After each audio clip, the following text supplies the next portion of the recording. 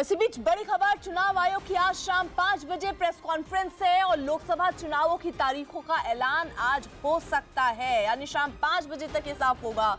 आपको बता दें प्रेस कॉन्फ्रेंस है, 5 बजे चुनाव की घोषणा आज हो सकती है। ईसी की जो शाम 5 बजे प्रेस कॉन्फ्रेंस होगी। नीरज कुमार हमारे साथ हमारे सहयोगी इस वक्त जुड़ चुके हैं। नीरज, क्या संभावनाएं हैं कि क्या आज लोकसभा चुनाव का ऐलान हो सकता है? ये देखिए अर्पिता, इसमें अब कोई संदेह की बात नहीं है, संदेह की गुंजाइश नहीं है। आज लोकसभा और विधानसभा चुनाव की घोषणा होगी। जिन राज्यों में विधानसभा के चुनाव होने हैं, लोकसभा चुनाव की घोषणा के साथ साथ उड़ीसा, सिक्किम, अरुणाचल प्रदेश, आंध्र प्रदेश में विधानसभा चुनाव ड्यू है। जम्मू कश्मीर में भी विधानसभा चुनाव ड्यू है। वहां भी चुनाव की घोषणा की संभावना है चुनाव आयोग की तरफ से। कई चरणों में लोकसभा के चुनाव होंगे और पहला फेज जो होगा वोटिंग का वो 10 अप्रैल के आसपास होगा। तो ये मान के अब चला जाए कि आज लोकसभा चुनाव की घोषणा होगी, इसमें अब कोई संदेह की बात नहीं है अर्पिता। लोकसभा चुनाव 2019 की घोषणा आज 10 मार्च को चुनाव आयोग करेगा। कई चरण में होंगे चुनाव और 6 से 9 चरण की संभावना है, लेकिन जो ज्यादा उम्मीद इस बात की है कि 6 से 7 चरण होंगे, लेकिन 6 से 9 चरणों का विकल्प चुनाव आयोग के पास मौजूद था। तो आज 17वीं लोकसभा के लिए चुनाव की घोषणा की जाएगी। कई तिथियों में कई चरण में ये लोकसभा के चुनाव होंगे और विधानसभा के कुछ राज्यों के चुनावों की भी घोषणा आज की जाएगी। तो बिल्कुल बड़ी खबर सबसे पहले आपको एक बार फिर से बता दें, क्योंकि इंतजार इसी बात का कि आखिरकार कब ऐलान हो सकता है। आज जो संभावना बन रही है उसके मुताबिक आज शाम लोकसभा चुनाव का ऐलान हो सकता है तारीखों का। इसी आज एक प्रेस कॉन्फ्रेंस करेगी और इसी प्रेस कॉन्फ्रेंस में ये उम्मीद है कि तारीखों का ऐलान संभव हो सकता है। नीरज, जिस तरीके से आप बता रहे थे चरणों को लेकर यहाँ पर बातचीत हुई, मतलब सोचा गया इसी की तरफ से, कितने चरण में अभी संभावना है ये चुनाव होंगे? देखिए 6 चरण, कम से कम 6 चरण अर्पिता, और अधिक से अधिक 8 से 9 चरण कह सकते हैं, क्योंकि अगर जम्मू और कश्मीर में भी विधानसभा चुनाव करने का तय कर लिया है चुनाव आयोग ने, तो 9 चरण तक जा सकते हैं। क्योंकि लगातार जो है चुनाव आयोग की तरफ से जितने भी, अगर 2004 में बात करें तो 4 चरण में लोकसभा चुनाव हुआ था।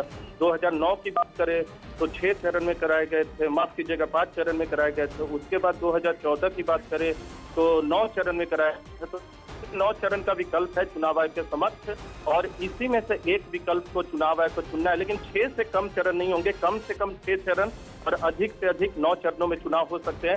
लेकिन ज्यादातर जो देश के राज्य वहां 1 चरण में चुनाव कराया जाएगा। उत्तर प्रदेश में कम से कम 6 चरण में चुनाव होंगे, बिहार में 5 से 6 चरण में चुनाव कराए जाएंगे।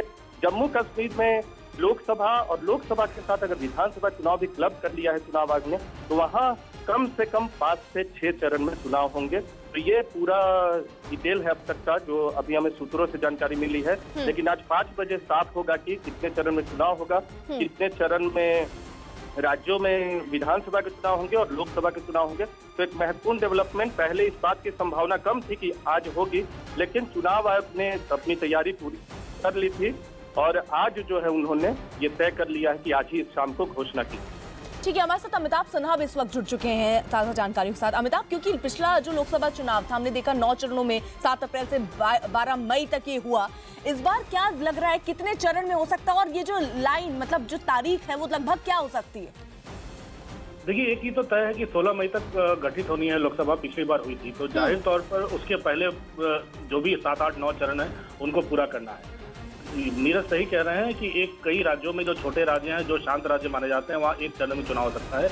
लेकिन बंगाल है, बिहार है, जम्मू कश्मीर है, तमिलनाडु में 1-2 चरणों में चुनाव हो सकता है। तो जहाँ वायलेंस की चिंता ज़्यादा होती है, जो राज्य बड़े होते हैं, जहाँ पैरामिलिट्री फोर्सेस की मूवमेंट को लेकर समय लगता है, उन तमाम राज्यों में लंबे चरणों में चुनाव होंगे। 6-7 चरणों में चुनाव हो सकते हैं। जाहिर तौर उसमें बंगाल, बिहार और उत्तर प्रदेश जैसे राज्य उसमें शामिल होंगे जिनमें लंबा चुनाव खींच सकता है। हाँ, अप्रैल और मई का पूरा महीना चुनाव में ही निकलने वाला है। अमिताभ, क्योंकि नजर आपने जिक्र जम्मू कश्मीर का कर दिया, सुनील अरोड़ा जो मुख्य चुनाव आयुक्त हैं वो कुछ इन्हीं संबंधों में जम्मू कश्मीर में राजनीतिक दलों के साथ उन्होंने वरिष्ठ अधिकारियों के साथ बैठक भी की थी। क्या ये माना जाए कि जम्मू कश्मीर में भी इस समय चुनाव होगा? ये भारत और पाकिस्तान के बीच जो हालात है उन पर निर्भर करेगा।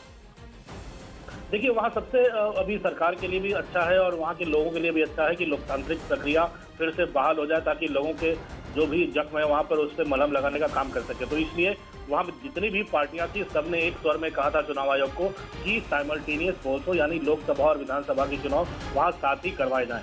और चुनाव आयोग उससे सहमत भी दिखा था और इस बारे में उन्होंने संकेत भी दिया था। तो जाहिर तौर पर एक दोनों चुनाव साथ करवाकर जम्मू कश्मीर में लोकतांत्रिक प्रक्रिया बहाल करके वहां शांति की ओर बढ़ने की एक कोशिश शुरू की जाएगी और उम्मीद की जा रही है कि दोनों चुनाव एक साथ हो सकते हैं जम्मू कश्मीर में।